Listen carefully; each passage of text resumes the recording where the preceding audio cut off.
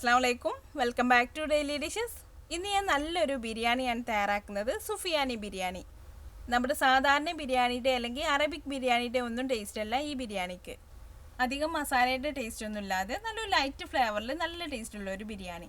എല്ലാവർക്കും ഇഷ്ടമാവും ഈ ബിരിയാണി. പിന്നെ ഉണ്ടാക്കിയെടുക്കാനും നല്ല എളുപ്പമാണ്. അപ്പോൾ നമുക്കിത് എങ്ങനെയാണ് തയ്യാറാക്കിയെടുക്കുന്നത് നോക്കാം. അപ്പോൾ ആദ്യം നമുക്കൊരു പാത്രം ചൂടാവാനായിട്ട് വെച്ച ശേഷം അതിലേക്കൊരു 2 ടേബിൾ സ്പൂൺ സൺഫ്ലവർ ഓയിൽ ചേർത്ത് കൊടുക്കാം. ഇനി ഓയിൽ നന്നായിട്ടൊന്ന് ചൂടായി വന്നതിലേക്കൊരു 10 അല്ലി വെളുത്തുള്ളി ചേർത്ത് കൊടുക്കാം. ഇനി ഇതിൻ്റെ കൂടെ തന്നെ നമ്മൾ എടുത്തിട്ടുള്ള വെളുത്തുള്ളിയുടെ ഏകദേശം ഒരു പകുതി അളവിൽ ഇഞ്ചി ചേർത്ത് കൊടുക്കാം. പിന്നെ ഒരു 6-7 പച്ചമുളകും കൂടെ ചേർക്കുന്നുണ്ട്. നമ്മളിതിൽ എരിവിന് വേണ്ടി പച്ചമുളക് മാത്രമാണ് ചേർക്കുന്നത്. അപ്പോൾ നമ്മളൊരു എരിവിനനുസരിച്ച് പച്ചമുളക് ചേർത്ത് കൊടുക്കാം. അപ്പോൾ ഇനി നമുക്ക് ഈ ഇഞ്ചിൻ്റെയും വെളുത്തുള്ളിൻ്റെയൊക്കെ ഒരു പച്ചമുളകൊക്കെ ഒന്ന് മാറി വരുന്നവരെ ഒന്ന് വഴറ്റിയെടുക്കാം. ഇപ്പോൾ ഇഞ്ചിയും വെളുത്തുള്ളിയൊക്കെ ചെറുതായിട്ടൊന്ന് വഴന്നു വന്നിട്ടുണ്ട്. ഇനി ഇതിലേക്കൊരു 2 സവാള ചേർത്ത് കൊടുക്കാം. മീഡിയം സൈസിലുള്ള 2 സവാളയാണ് എടുത്തിട്ടുള്ളത്. ഇനി ഇതിൻ്റെ കൂടെ ഒരു 20 കാഷ്യൂനട്ടും കൂടെ ചേർത്ത് കൊടുക്കാം. ഇനി നമുക്ക് ഈ സവാളയുടെ ഒക്കെ ഒരു പച്ചമണം മാറി വരുന്നവരെ ഒന്നും കൂടി വഴറ്റിയെടുക്കാം. കൂടുതൽ സമയം വഴറ്റിയെടുക്കേണ്ട ആവശ്യമൊന്നുമില്ല. ഇതിൻ്റെ ആ ഒരു പച്ചമണമൊക്കെ ഒന്ന് മാറി ചെറുതായിട്ടൊന്ന് സോഫ്റ്റ് ആയി തുടങ്ങിയാൽ മതി. സവാള പെട്ടെന്നൊന്ന് വഴന്നു വരാൻ വേണ്ടി ഞാൻ ഇതിലേക്ക് കുറച്ച് ഉപ്പും കൂടെ ചേർത്ത് കൊടുത്തിട്ടുണ്ട്. ഇനി ഒന്നും കൂടി ഒന്ന് വഴറ്റിയെടുക്കാം. ഇപ്പോൾ സവാള ചെറുതായിട്ടൊന്ന് വഴന്നു വന്നിട്ടുണ്ട്. ഇനി നമുക്ക് തീ ഓഫ് ചെയ്തിട്ട് ഇതൊന്ന് ചൂടാറാനായിട്ട് മാറ്റി വെക്കാം. ഇപ്പോൾ ഇത് നന്നായിട്ട് ചൂടാറി വന്നിട്ടുണ്ട്. ഇനി നമുക്കിതൊന്ന് അരച്ചെടുക്കണം. അപ്പോൾ നമുക്കിതൊരു മിക്സിയുടെ ജാറിലേക്ക് ഇട്ട് കൊടുക്കാം.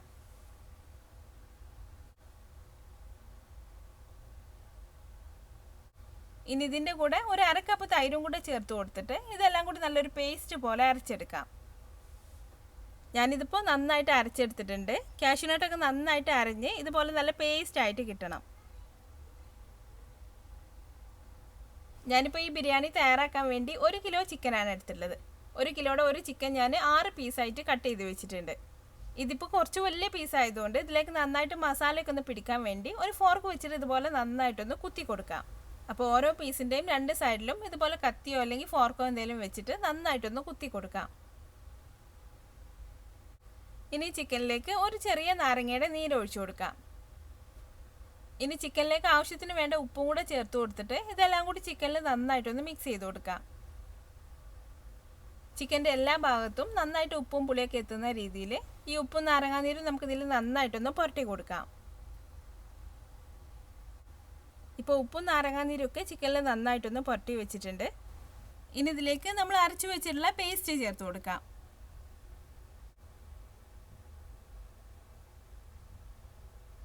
ഇനി മസാല പേസ്റ്റും ചിക്കനിൽ നന്നായിട്ടൊന്ന് പുരട്ടി കൊടുക്കാം. ഈ മസാലയ്ക്ക് ചിക്കനിൽ നന്നായിട്ടൊന്ന് പുരട്ടി കൊടുത്തിട്ട് ഒരു 2-3 മണിക്കൂറെങ്കിലും മസാലയ്ക്ക് ഇതിലേക്ക് നന്നായിട്ടൊന്ന് പിടിച്ചു വരാൻ വേണ്ടി മാറ്റി വെച്ച ശേഷം വേണം നമുക്ക് ബിരിയാണി തയ്യാറാക്കാൻ. ഏറ്റവും നല്ലത് മസാല പുരട്ടിയിട്ട് ഓവർനൈറ്റ് ഫ്രിഡ്ജിൽ വെക്കുന്നതാണ്. അപ്പോൾ നന്നായിട്ട് മസാലയ്ക്ക് ഇതിലേക്ക് പിടിച്ചു വന്നോളും. ഞാനിപ്പോൾ മസാലയ്ക്ക് ചിക്കനിൽ നന്നായിട്ട് പുരട്ടി വെച്ചിട്ടുണ്ട്. ഞാനിതിന് ഒരു 3 മണിക്കൂർ മസാലയ്ക്ക് ഒന്ന് പിടിക്കാനായിട്ട് മാറ്റി വെക്കുന്നുണ്ട്. ഈ ബിരിയാണി തയ്യാറാക്കാൻ വേണ്ടി നമുക്ക് ബസ്മതി റൈസാണ് വേണ്ടത്. ഞാനിപ്പോൾ റൈസ് നന്നായിട്ട് കഴുകിയെടുത്ത് ഒരു 15 മിനിറ്റ് കുതിർത്തെടുത്ത ശേഷം വെള്ളമൊക്കെ ഊറ്റി കളഞ്ഞു വെച്ചിട്ടുണ്ട്. 3 കപ്പ് റൈസാണ് ഞാനിപ്പോൾ ബിരിയാണി തയ്യാറാക്കാനായിട്ട് എടുത്തിട്ടുള്ളത്. 1 കിലോ ചിക്കനും 3 കപ്പ് റൈസും. ഇനി നമുക്ക് റൈസ് തയ്യാറാക്കാം. അപ്പോൾ ഒരു പാത്രം ചൂടാവാനായിട്ട് വെച്ച ശേഷം അതിലേക്ക് ഞാനൊരു 2 ടേബിൾ സ്പൂൺ നെയ്യ് ചേർത്ത് കൊടുക്കുന്നുണ്ട്. ഇനി ഇതിലേക്കൊരു 2 കഷ്ണം കറുവപ്പട്ട ചേർത്ത് കൊടുക്കാം. പിന്നെ ഒരു 5-6 ഏലക്കായ, 6-7 ഗ്രാമ്പൂ, പിന്നെ 2 ബേ ലീവ്സ്. ഇനി ഇതെല്ലാം ചെറുതായിട്ടൊന്ന് മൂത്ത് വന്നാൽ അതിലേക്ക് വെള്ളം ചേർത്ത് കൊടുക്കാം. ഞാനിപ്പോൾ 1 കപ്പ് അരിക്ക് 1.25 കപ്പ് വെള്ളമാണ് ചേർക്കുന്നത്. അപ്പോൾ നമുക്ക് 3 കപ്പ് അരിക്ക് ആകെ ചേർക്കേണ്ടത് 5.25 കപ്പ് വെള്ളം. അപ്പോൾ ഞാൻ ഇതിലിപ്പോൾ 3.25 കപ്പ് വെള്ളം ചേർത്തിട്ടുണ്ട്. ഇനി നമ്മൾ ബാക്കി 2 കപ്പ് വെള്ളമല്ല ചേർക്കുന്നത്, പാലാണ് ചേർക്കുന്നത്. അപ്പോൾ 2 കപ്പ് പശുവും പാലും കൂടി ഇതിലേക്ക് ചേർത്ത് കൊടുത്തിട്ടുണ്ട്. ഇനി ഇതിലേക്ക് ആവശ്യത്തിന് വേണ്ട ഉപ്പ് ചേർത്ത് കൊടുക്കാം.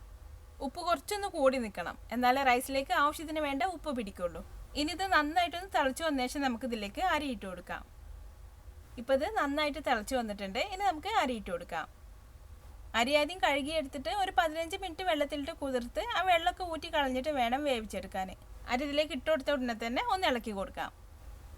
ഇനി ഇത് നന്നായിട്ടൊന്ന് തിളച്ച് വന്ന ശേഷം പിന്നെ നമുക്കിതൊന്ന് മൂടി വെച്ച് വേവിച്ചെടുക്കാം.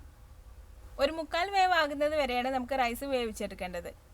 പെട്ടെന്ന് വെന്ത് കിട്ടും ഈ റൈസ്. അപ്പോൾ നമ്മൾ ഇടയ്ക്കിടയ്ക്ക് വേവൊന്ന് നോക്കണം. തീ അധികം കൂട്ടി വെക്കരുത്. മീഡിയം ഫ്ലെയിമിൽ വെച്ചിട്ട് വേണം വേവിക്കാൻ. അല്ലെങ്കിൽ റൈസ് വേവുന്നതിന് മുന്നായിട്ട് വെള്ളം വറ്റിപ്പോവും. ഇപ്പോൾ നമ്മുടെ റൈസിൽ വെള്ളമൊക്കെ വറ്റി ഒരു 1/4 വേവായിട്ടുണ്ട്. ഇനി നമുക്ക് തീ ഓഫ് ചെയ്യാം. തീ ഓഫ് ചെയ്തിട്ട് കട്ടകളൊന്നും ഇല്ലാതെ നന്നായിട്ടൊന്ന് മിക്സ് ചെയ്ത് വെക്കാം. ഈ റൈസ് വേണമെങ്കിൽ നമുക്ക് കുക്കറിലും നല്ല പാകത്തിന് വേവിച്ചെടുക്കാം. ഒരു വിസിൽ വരുന്നത് വരെ വേവിക്കുക. ഒരു വിസിൽ വന്ന ശേഷം തീ ഓഫ് ചെയ്തിട്ട് അതിലുള്ള പ്രഷറൊക്കെ കളയാം.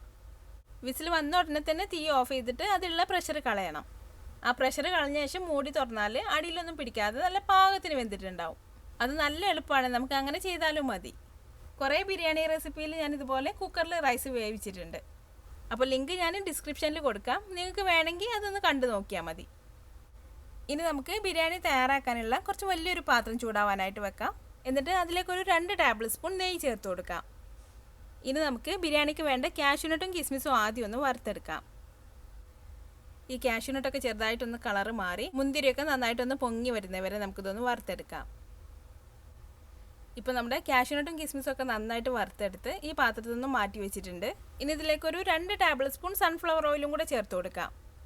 ഓയിൽ നന്നായിട്ടൊന്ന് ചൂടായി വന്നാൽ അതിലേക്ക് നന്നായിട്ട് കുറച്ച് കട്ട് ചെയ്തെടുത്തിട്ടുള്ള ഒരു സവാള ചേർത്ത് കൊടുക്കാം. ഇനി നമുക്ക് ഈ സവാള നല്ലൊരു ലൈറ്റ് ഗോൾഡൻ കളറിൽ ഫ്രൈ ചെയ്തെടുക്കാം. ഇപ്പോൾ സവാളയൊക്കെ നല്ല പാകത്തിന് ഫ്രൈ ആയി വന്നിട്ടുണ്ട്. ഇനി ഇതിൽ നിന്നും കുറച്ച് സവാള നമുക്കൊന്ന് മാറ്റി വെക്കാം.